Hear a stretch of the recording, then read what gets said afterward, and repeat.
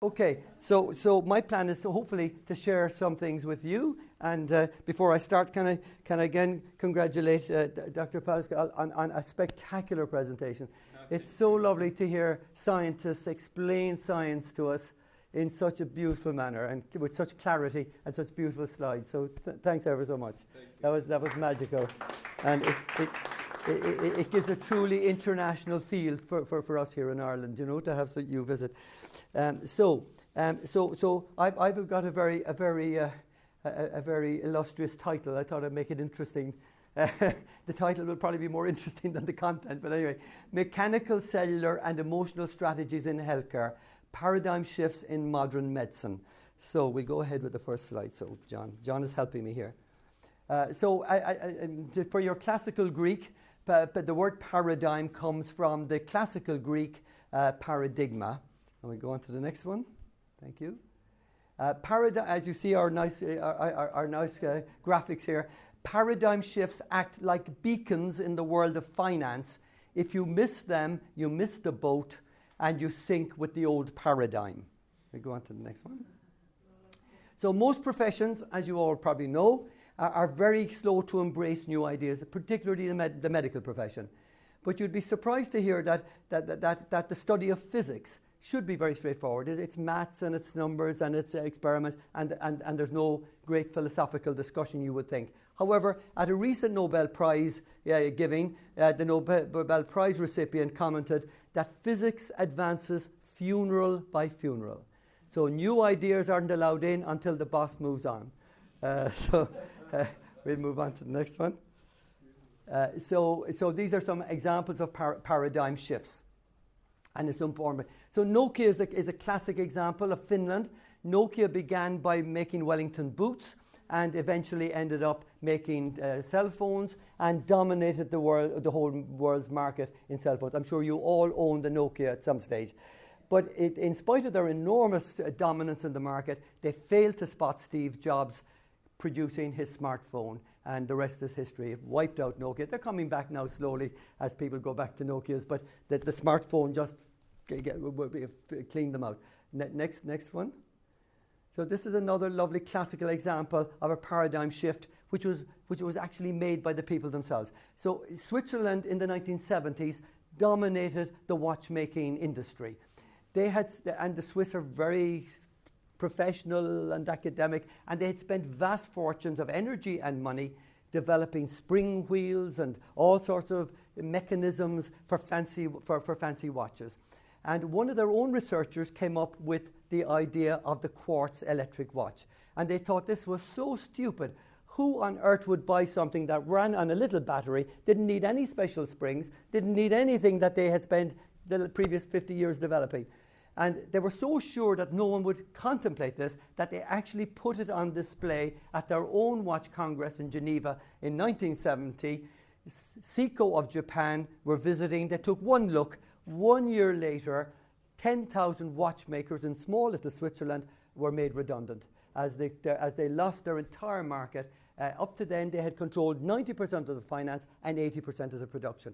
Lost it completely. Of course, they're edging their way back with the smartwatch and so on, but they'll never regain what they had. So then, that was a paradigm shift that they made, and they failed to see it themselves. On to the next one. So now we're talking about Helicobacter pylori. When I was in medical school, there was an entire industry built on gastric and duodenal ulcers. It was a whole industry. People specialized in this. They were on a meal ticket for life. It was a guaranteed until two very brave Australian doctors got the Nobel Prize for discovering H. pylori, and they'd go to tremendous trouble. They actually ingested the H. pylori into themselves, took the pictures, proved it was so. Still, it published it in the Lancet and everywhere. Still, nobody took any notice until ITV television did a series in Britain, and people voted with their feet. They said, this is nonsense, and they went and had the H. pylori treated. And that was that. Over on to the next one.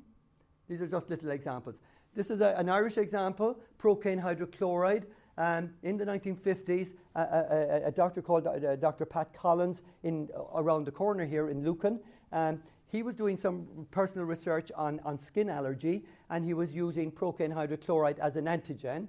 And accidentally discovered that it had an immune modulating response effect. And I think one of his early patients told me that they think what happened was, even though he was wearing rubber gloves, initially he was injecting it, and he was trying to work out, he noticed that through his own rubber gloves, his own osteoarthritis started clearing up. And he put 2 and 2 together that there was something happening. And then, of course, if you could apply the solution without injecting it, you were reducing any possible reaction. And they're still in operation in Lucan here. Dr. Patrick Collins's granddaughters at this stage are both physicians and are still running that practice. And I've used it in my own practice. Onwards. So that's Procaine Pacaine. Gut bacteria, and of course this is a whole new paradigm shift. Professor Dinan in University College Cork has published papers internationally showing that gut bacteria can affect depression, anxiety, and even psychotic illnesses. What's interesting about their study as well, which I found interesting anyway, is that the weight of your gut bacteria equals the weight of your brain. So actually 50% of your DNA is stored in your gut bacteria because the brain isn't big enough to store it all. So you store half it in your gut. So it's a symbiotic relationship. We feed our gut bacteria, they store our data. So it's a bit like the deal you have with Vodafone or whoever your supplier is. On to the next one. So stem cells. Again, it's funny how paradigm shifts occur. 11 years ago, I hit the international media, much to my displeasure, because it was discovered that I'd used umbilical cord stem cells in a sister of mine with MS and for patients from around the world. It caused havoc for me personally with the medical council and so on. But however, now today you go into any surgery here in Dublin or in Cork, and everybody's using stem cells for either augmentation post-surgery, for instead of knee replacement, and so on. And so in that short time, how the whole scene has changed. Onwards. Thank you, John.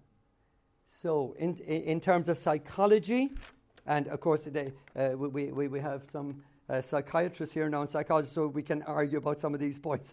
In terms of psychology, for me anyway, the publication of Roger Callahan's 5-minute phobia cure in 1980 marked a major paradigm shift, because from his work evolved things like EMDR, EFT,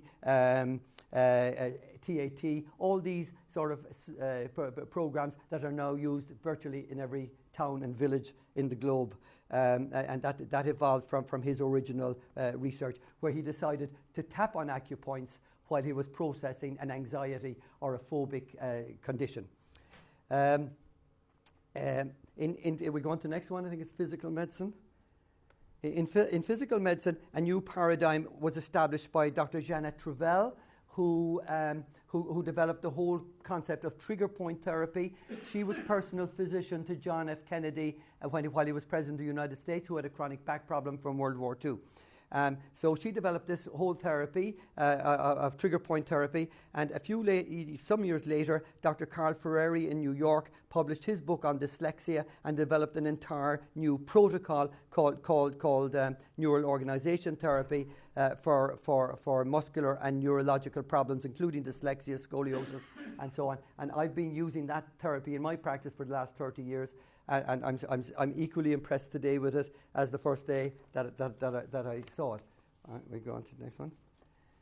Okay, in education, I was just on my way back from India. I was taking a look at Dr. Nicky Hayes' book, Your Brain and You. And it was an interesting sentence that I saw in it. And he said, "The widespread ability to read and write has made mass communication commonplace, limiting the power of elites and autocrats, fueling a major social revolution as we all become electronically interconnected."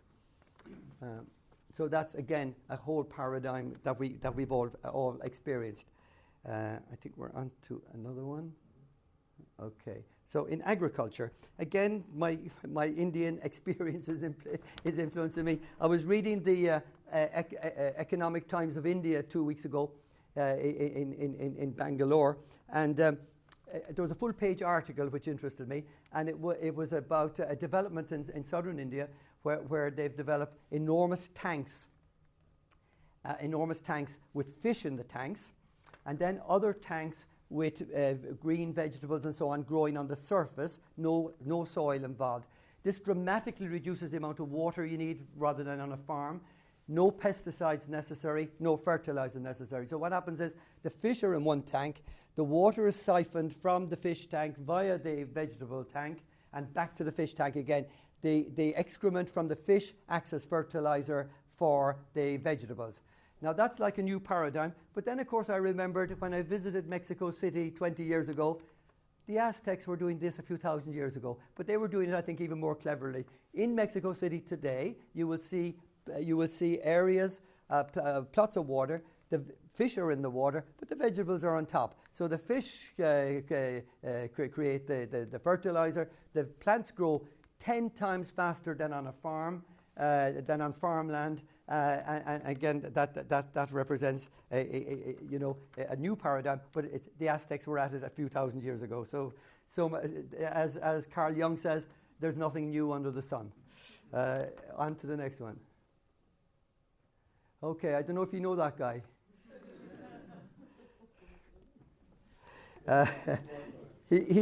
Michael O'Leary is up to his usual tricks, and he made a major statement yesterday that veganism is just a fad. He also claims that global warming is just a fad. But his vested interest, of course, is he has a large herd of Angus cattle, and he needs to sell the beef. So he's very worried about veganism. And I think he's, like with global warming, he's totally off the mark. There's a worldwide movement towards veganism at the moment, everywhere on the planet. And I think it's interesting. It's reflecting a major paradigm shift in our psychology, in our thinking. All our thinking has been dominated really since the beginning of agriculture. The Bible was created to support early agriculture, the Quran similarly. So all our religions have been basically there functioning to support agriculture, where humans are seen as superior to animals, and therefore you can do what you like with the animals. There's a big change in all of that now. And New Zealand actually is the first country in the world in May 2015 to declare that, to recognize animals as sentient beings. Quebec, Canada, has followed suit, and other countries are about to follow suit. So our treatment of animals is going to have to change. We're part of the one animal family, and we're just one part of that family. And this planet isn't going to survive if we don't start recognizing that, and recognizing that we're part of the story, not the whole story. So anyway, back to talking about diets for anyone who's interested. The current fashionable diet, and we have some South Africans here, so they'll be interested. The current fashionable diet globally is, of course, Professor Tim Noakes' diet, called the Banting diet, that he developed in Cape Town, South Africa, which is basically a high-fat, medium-protein, low-carb diet. Professor Tim Noakes suffers from diabetes. His father died of diabetes. He wrote all the early books on marathon running, where he was promoting a carbohydrate diet. So now he's had to do a full turnaround and say, no, carbohydrates are not the thing to eat. So this is the fashionable diet. If anyone is interested, there's some excellent lectures on YouTube by Professor Tim Noakes, and one of them I found particularly interesting was one where he's interviewed by a young journalist, and they're having breakfast, and you can see what they're eating, and you can see what's happening with them. So we're on to the next. We'll leave Michael O'Leary at it. So neuroplasticity, again, you all probably know all this stuff, but anyway, neuroplasticity. If you bought a neurology book, a neurology textbook, 15 years ago, it would have said that your brain is set for life, your neurology is set for life, there's nothing you can do. And then, by chance, about 12 years ago, my timing now could be slightly out, but there or thereabouts, some researchers discovered that every year, when the canary has to make a new song to attract a mate, it expands its brain by 500 new brain cells. So in creating a new song, it expands its brain by 500 cells, which means, of course, that the brain is plastic and can expand. Then another guy did a very interesting study on London taxi drivers. When they have to study something called the knowledge, they have to learn all the spatially the maps of London. And some guy came up with the idea of taking an MRI of them at the start of the study and repeating the MRI 6 months later. And to their total amazement, the hippocampus had increased in volume by 14% in 6 months. Rats, if they're given a new maze to run around 5 times, they expand their brain cells by 20,000. So if they run out a new maze, has to be new, a new maze. So our lectures this morning probably expanded all our brains by The other interesting thing is that physical exercise increases new brain cell formation. So even the jumping up and down you did some new stuff as well. So John, where are we now? Neuroplasticity. What comes next? On to the next one. Yeah. Okay. So exercise. Okay. Then this is very important. On to the next one. I think there's a comment. Okay. So this is interesting. This is from the World Economic Forum of last week. Not exercising is as bad for your health as smoking, diabetes, or heart disease. I mean, that's an extraordinary message for all of us. On to the next one. So diet, exercise, and sleep. Get sleep, eat clean, drink water, exercise, and you're guaranteed energy, and more importantly, happiness. On to the next one.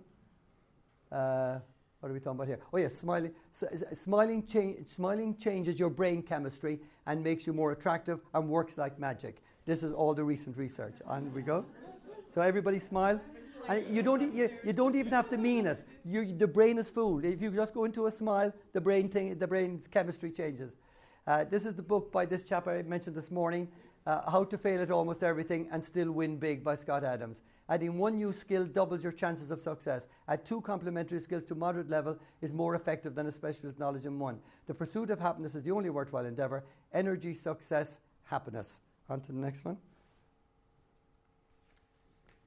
So, okay, these are some of the books that I've been looking at over the past year for anybody who's interested. How Much is Enough is a wonderful read by a father and a son. They're both economists, and it's a great read. Really interesting. The next one is Status Anxiety by Alain de Botton. Sounds boring. It's a fascinating book, analysing what gave status through various ages. And it actually makes a lovely follow-on to How Much is Enough. I've mentioned the other one. Homo Deus is the one I've picked up at the moment. All my patients were coming in telling me about how brilliant Sapiens was. And I'm lazy, so I didn't read Sapiens. I took the next one instead on the basis of so this is Homo Deus, which is a brief history of tomorrow. And then the last one is a very nice, simple, Your Brain and You. It's a nice guide to current neurophysiology. On to the next one. We'll watch. I'm not watching the time now, so somebody better. So, okay. So Stone Age genes and space age technology. This is Professor Niall Moynihan from the DCU. And he gives this lovely talk, and we might have a look. Can we get onto the link? Well done, John. We'll see if you say a prayer now to see does this work. If not, we'll have to get it onto some other way. Take your turn. Is it not going down? The mouse is escaping you. Yeah. Everybody knows their own. Please talk, yes. Please talk. Can I add about... Please do. About asbestosis during the 60s, 70s, asbestos was ignored. Of course, yes. As a very important in medicine, as a disease. Yes. As a cause of lung disease. And nowadays, those who were working, building New York, Irish immigrants went and used and built United States. Yes. They all suffered from asbestosis disease and ended up with died with lung cancers. Yes. And nobody recognized that pathogen, that asbestos is a main cause of lung cancer at the time, and that was allowed for buildings to use asbestosis. Yes. And it's compared as a pretty nowadays a mobile phone as a big risk factor and a cause of dementia. Yes. It will be it's not recognized now. It will be recognized in 20 years' time. Yeah. The sad part is, of course, that schools and hospitals were largely used asbestos, so it was even worse. And it's a real problem. And now getting rid of it is a major problem. And of course, it's incredibly expensive to get rid of it. So the people who have the properties many times can't afford the finance and therefore just leave it sitting there.